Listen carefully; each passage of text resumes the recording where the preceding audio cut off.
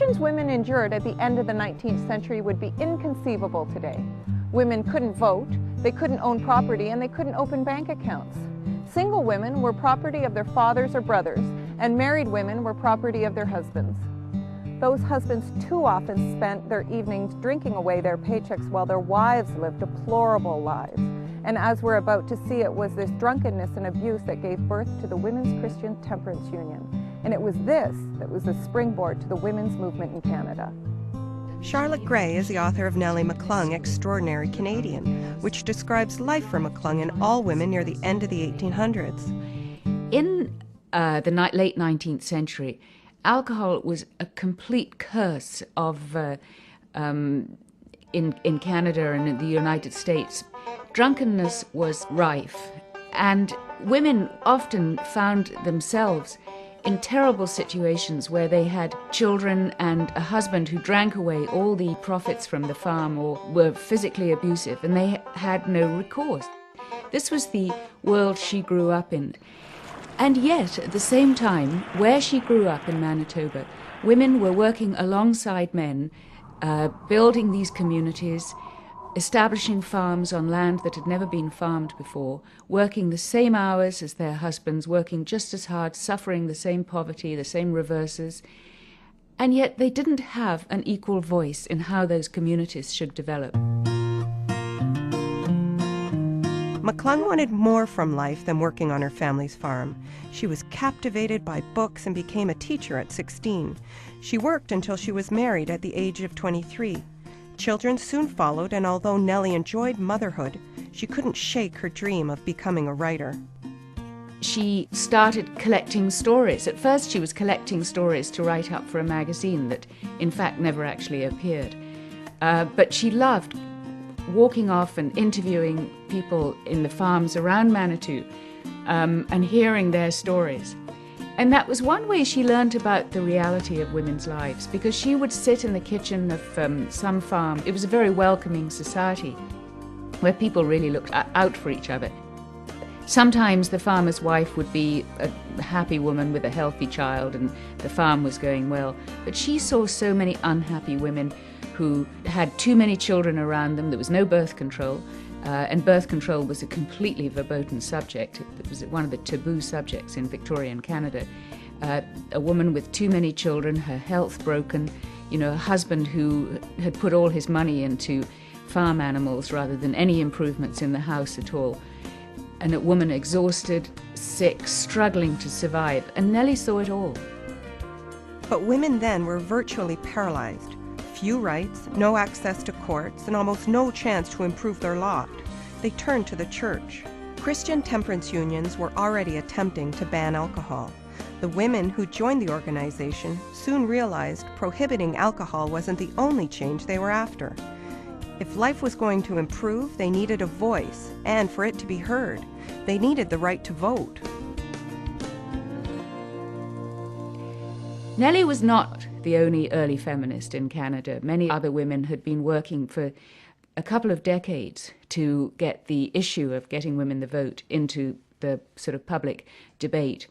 But Nellie, as soon as she entered the movement, was the one everybody wanted to listen to. She was such a good public speaker. Once she got involved in the temperance movement, she started meeting other women with more radical ideas. And she also started traveling to Winnipeg, where there was a group that had moved on from the temperance battle to actually arguing that women should have the vote. Winnipeg was a city with a large number of immigrants, new Canadians, and they were working in sort of factories and sweatshops in the most dreadful conditions, appalling sort of damp basements, no safety or health regulations at all. And when she saw this, she thought something must be done. Nellie was a real something must be done person. And she went and very sweetly, in the most demure way possible, she and a colleague went and invited the Premier, Redmond Roblin, to tour these sweatshops with her.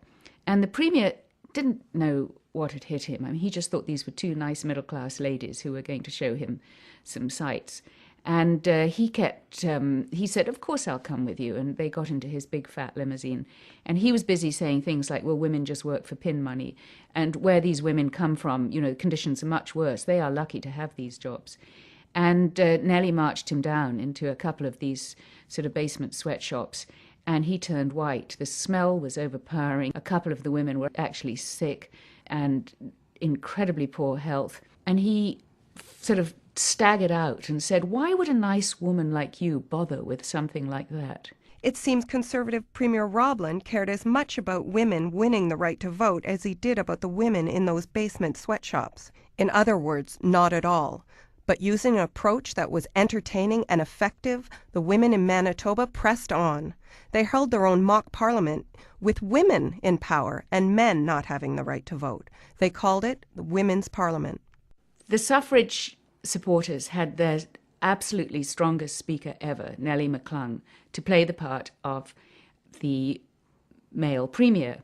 And it wasn't just any male premier. She had watched Redmond Roblin in action. She had sort of absolutely learnt his body language. I mean, he was a sort of pompous old windbag, and he used to sort of stick his thumbs in his vest pocket and bounce up and down on his feet and just be incredibly patronizing. And she'd studied all this. The success of this approach was revealed by what happened next. What it really did was it destroyed Roblin's credibility. This event was actually just before an election in which he, in other circumstances, probably would have had a huge majority. She got members of the Liberal Party to say that if they formed the next government, they would bring in the votes for women.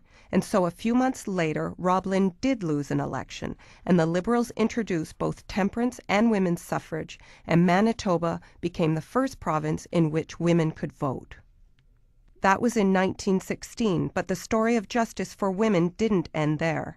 In 1927, Nellie received a call from a close friend. Emily Murphy, who's another incredibly strong, forceful Alberta woman, calls Nellie to help her on what we now call the Persons case.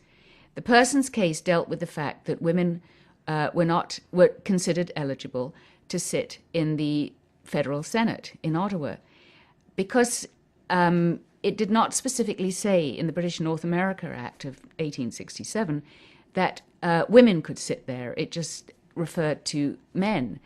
And they were determined that if women could now sit in the House of Commons and if women had the vote, of course they also had access to the upper house. And so these 5 women put together a case arguing that women should be considered persons, just the same as men, and they took it to the Supreme Court of Canada. And shockingly, the Supreme Court of Canada said, no, we have to interpret the law absolutely very narrowly, and women are not eligible. That verdict incensed not only members of the women's movement, but supporters of the movement, including some powerful men. One of the people who supported the women who became known as the Famous Five was Prime Minister Mackenzie King. With financial support from King, the women embarked on a trip to the Privy Council in London, England.